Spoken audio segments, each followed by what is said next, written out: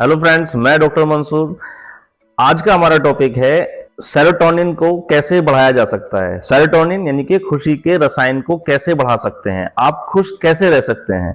तो दोस्तों video last तक जरूर देखिएगा। वीडियो के लास्ट में आपको बताने वाला हूं कुछ ऐसे मंत्र जिससे आप खुश रह सकते हैं। तो शुरू करते हैं आज का topic, how to increase serotonin.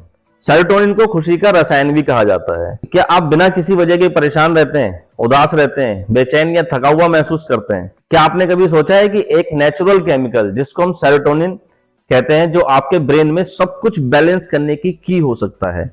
Serotonin एक नेचुरल न्यूरोट्रांसमीटर है जिसको हम मूड स्टेबलाइजर या मूड रेगुलेटर के नाम से जानते हैं। यह हमारी लाइफ को सुकून और खुशी से भर देता है, इसीलिए इसको खुशी का हार्मोन भी कहा जाता है। यह हमारे एपेटाइट को, स्लीप को, मूड और यहां तक कि ओवरऑल वेलबींग को रेगुलेट करने में एक शानदार रोल प्ले करता है। जब सेरोटोनिन बैलेंस होता है तो हम बहुत ज्यादा खुश होते हैं, रिलैक्स होते हैं, हमें सब कुछ अच्छा सा लगता है। दोस्तों अब हम ये जानने की कोशिश करते हैं कि जब सेरोटोनिन का लेवल कम होता है तब क्या होता है। तो सबसे पहले आपको डिप्रेशन और एंजाइटी हो सकती है, मूड स्विंग हो सकता है। ऐसी समस्याओं का आपको सामना करना पड़ सकता है। और भी कुछ इस तरह की समस्या हो सकती हैं, जैसे कि बात बात पर गुस्सा आना, चीखना चिल्लाना, बहुत ज्यादा मूड ऑफ करना अपना। तो दोस्तों अब हम एक एक करके इसके फंक्शन को समझने की कोशिश करते हैं। सबसे पहला फंक्शन होता है मूड रेगुलेटर। सेरोटोनिन को मूड रेगुलेटर या मूड स्टेबलाइजर भी कहा जाता है, क्योंकि ये हमारे इमोशनल स्टेट को कंट्रोल करता है और स्लीप को कंट्रोल करता है। सेरोटोनिन स्लीप को कंट्रोल करता है।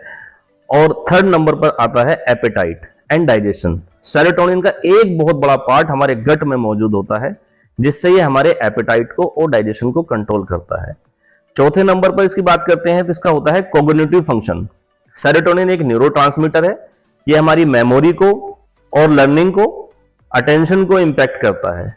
पांचवें नंबर पर अगर हम बात करें तो वो होता है sexual function. Serotonin sexual health के लिए एक महत्वपूर्ण रोल प्ले करता है। सेरोटोनिन के इम्बैलेंस से सेक्सुअल डिसफंक्शन हो सकता है। आगे हम समझने की कोशिश करते हैं कि नेचुरल तरीके से इसे कैसे बैलेंस कर सकते हैं। तो सबसे पहले नंबर पर हम बात करें तो वो है फिजिकल एक्टिविटी।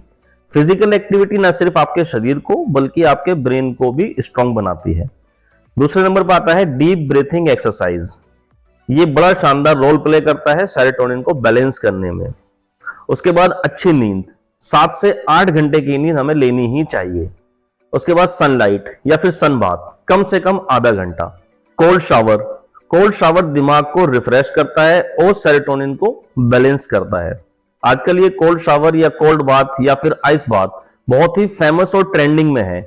बहुत सारे सेलिब्रिटी को आपने देखा होगा सोशल मीडिया पर आइस बाथ लेते, जो बहुत ही शानदार तरीका है सेरोटोनिन को रेगुलेट करने का। दोस्तों इसके बाद आता है nutritional diet. Nutritional diet brain को बैलेंस और एक्टिव रखने के लिए बहुत ही महत्वपूर्ण है। For example consume omega 3 fatty acid, ये सेरोटोनिन रिसेप्टर को एक्टिवेट करता है। फॉर एग्जाम्पल हम ले लेते हैं सैल्मन, वैलनट और फ्लैक्स सीड। दूसरे नंबर पे बात करें तो वो है कॉम्प्लेक्स कार्बोहाइड्रेट, इसमें होल ग्रेन फ्रूट्स आते हैं।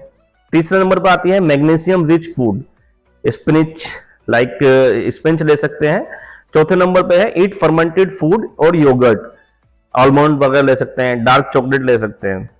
दोस्तों अब सबसे लास्ट में हम बात करेंगे एक्यूप्रेशर मंत्र पॉइंट की। जैसा कि मैंने वीडियो के स्टार्टिंग में आपको बताया था कि लास्ट में मैं आपको एक्यूप्रेशर मंत्र पॉइंट बताऊंगा, जो कि एक एक्यूप्रेशर पॉइंट होता है। इस पॉइंट पर मसाज करने से या प्रेशर अप्लाई करने से इस पॉइंट की एनर्जी को एक्टिवेट किया जाता है, जो कि सेरोटोनिन को बैलेंस करने में एक बहुत बड़ा रोल प्ले करता है।